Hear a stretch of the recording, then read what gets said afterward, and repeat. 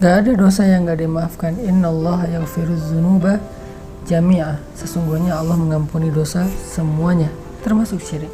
Syirik itu baru gak dimaafin kalau seseorang meninggal dalam keadaan musyrik.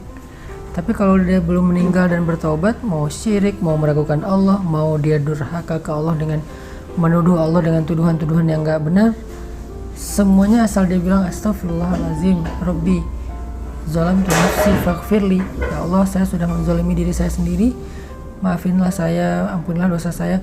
Allah ghafurun rahim, Allah maha pengampun lagi maha penyayang. Itu dalilnya bahwa Allah pasti maafin. Allah ghafurur rahim, maha pengampun lagi maha penyayang, gak ada yang gak dimaafin gimana pun masa lalunya. Ustaz, saya di masa lalu itu jahat banget. Bukan itu intinya. Mau taubat gak?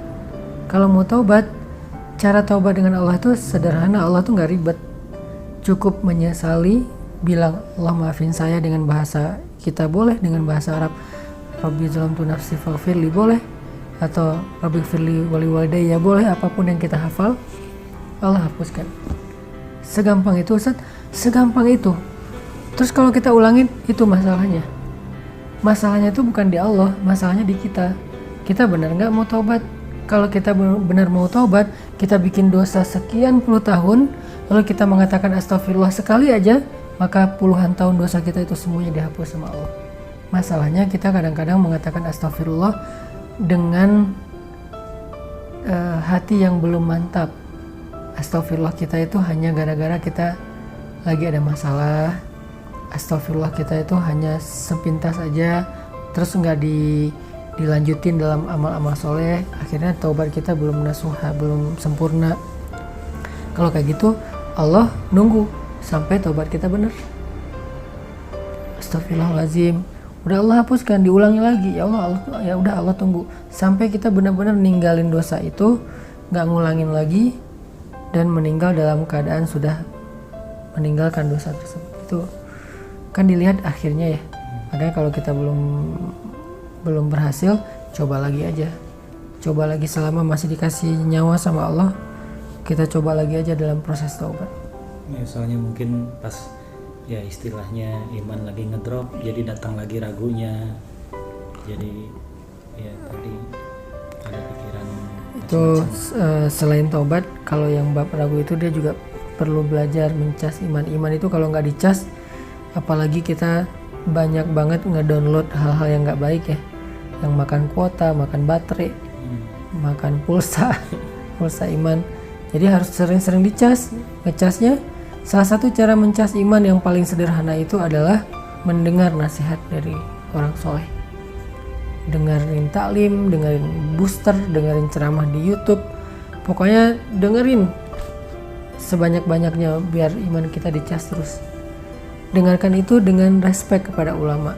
Kalau kita mendengarkan nasihat tapi kita kayak sebel sama orangnya, susah. Kenapa sebel? Mungkin kita nggak suka aja sama image dia yang dibangun oleh media misalnya.